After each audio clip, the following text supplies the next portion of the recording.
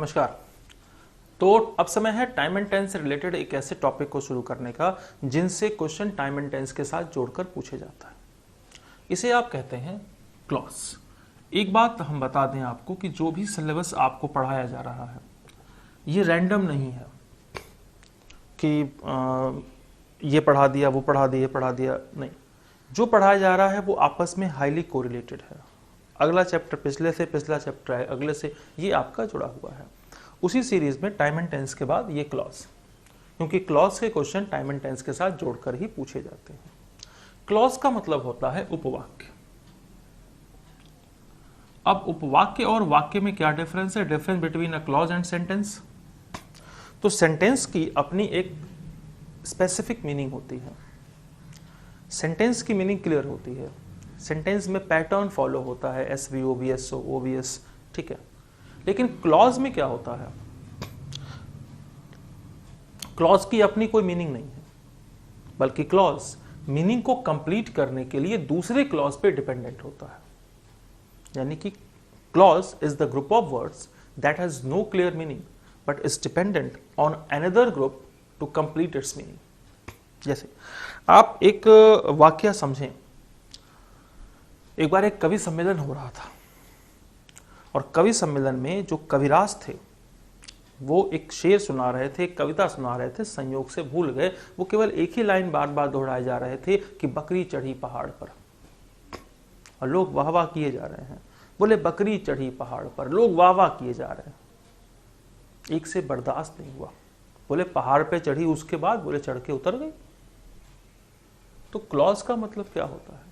Clause का मतलब होता है कि ऐसा ग्रुप ऑफ वर्ड जिसकी मीनिंग क्लियर ही ना हो, जो दूसरों या दूसरे पार्ट पर डिपेंड करता है। तो इस हिसाब से अगर हम बात करें तो आप क्लॉज में जाएंगे तो एक क्लॉज में दो हिस्से यहां क्लियर हो गए आपको। पहला है प्रिंसिपल क्लॉज।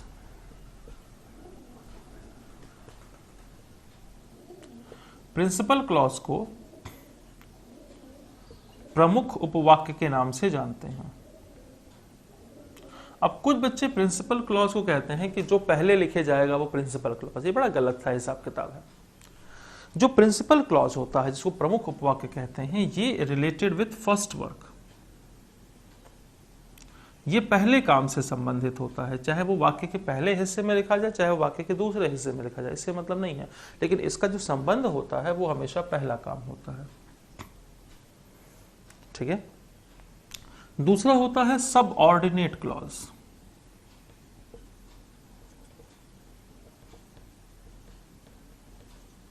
अब सबऑर्डिनेट क्लॉज जो होता है इसको हम कहते हैं सहायक उपवाक्य।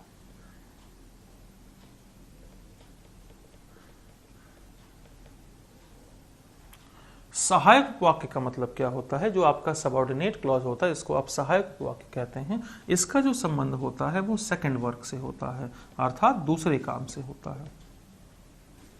ठीक है।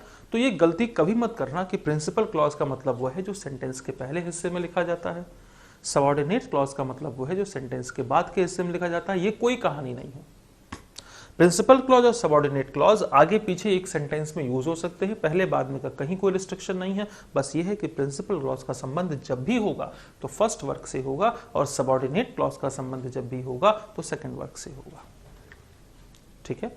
इसमें कहीं कोई डाउट किसी को नहीं होना चाहिए। अब आगे बात करते हैं।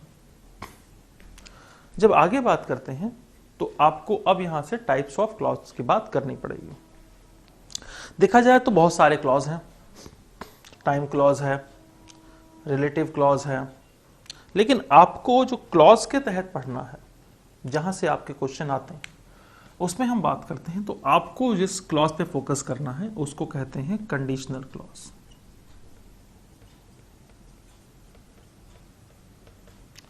कंडीशनल क्लॉज यानी शर्त सूचक अवस्था, इसको इफ क्लॉज भी कहते हैं।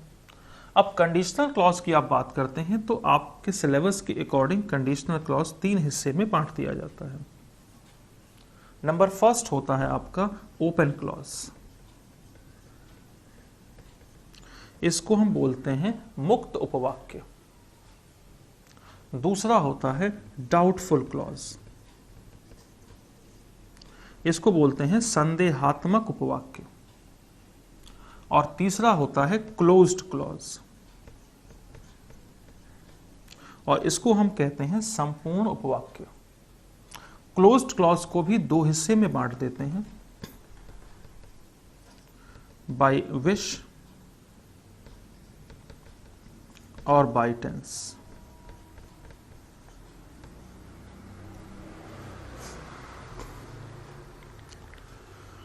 तो हम लोग अब कंडीशनल क्लॉज को स्टार्ट करते हैं, एक एक करके ओपन क्लॉज, डाउटफुल क्लॉज और फिर क्लोज क्लॉज की चर्चा करते हैं। इंपॉर्टेंट आपका क्लोज क्लॉज काफी ज्यादा है। ठीक है बच्चा, बहुत केयरफुली देखिए, बहुत ध्यान से देखिए कि क्लॉज क्या होता है और क्लॉज के क्वेश्चंस किस तरीके से आते हैं। चलिए, जो पहली चर्चा करेंगे क्लॉज में, इसे आप कहते हैं ओपन क्लॉज।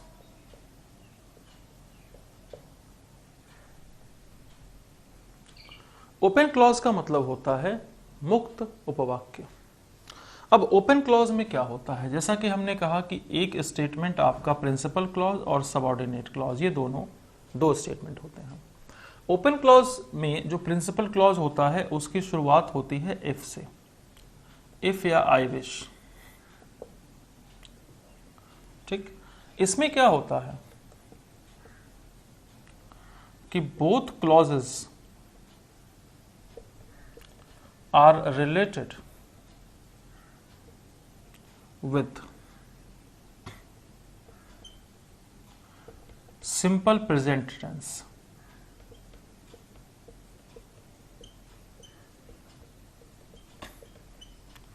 हमने कहा कि दोनों के दोनों क्लॉज सिंपल प्रेजेंट में होंगे। अब आपको एक चीज समझना है कि सिंपल प्रेजेंट में क्यों होंगे। या तो कोई यूनिवर्सल ट्रुथ होगा, या फिर कोई हैबिचुअल एक्शन होगा, या फिर किसी स्टोरी की रिटेलिंग होगी। तो आप जब ये बार बार बात करते हैं कि हमने कहा कि आपका ओपन क्लॉज में प्रिंसिपल और सबऑर्डिनेट दोनों के दोनों क्लॉज आपके क्या होंगे, सिंपल प्रेजेंट होंगे। अब इसमें किसी को सिंपल प्रेजेंट न बनाया, इसमें किसी को और टेंस में डाल दिया, तो यहां एक प्रॉब्लम आ जाती है।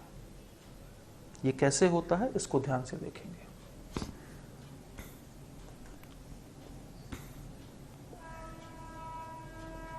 If someone is praising you,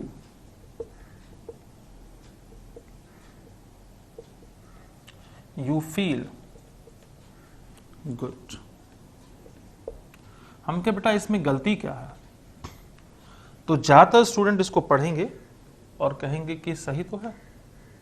नहीं, If someone is praising you, you feel good। थोड़ा सा इस स्टेटमेंट के ऊपर जाओ कि अगर कोई आपकी तारीफ कर रहा है तो आपको अच्छा लगता है। ये एक बार होता है कि बार बार होता है?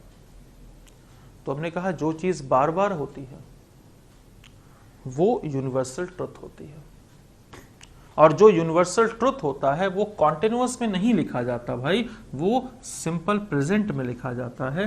तो इफ समवन इज प्रेजिंग नहीं, इफ समवन प्रेजेस यू, यानी कि ओपन क्लॉज में क्या होता है कि ऐसी टर्म्स, ऐसी एक्टिविटीज जिनके ऊपर टाइम का कहीं कोई इंपैक्ट नहीं पड़ता, जो समय के प्रभाव से बिल्कुल प्रभावहीन होते हैं, वो ओपन क्लॉज में लिखे जाते हैं। जैसे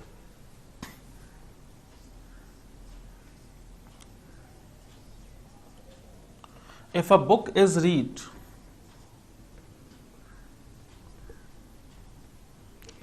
it will give us knowledge।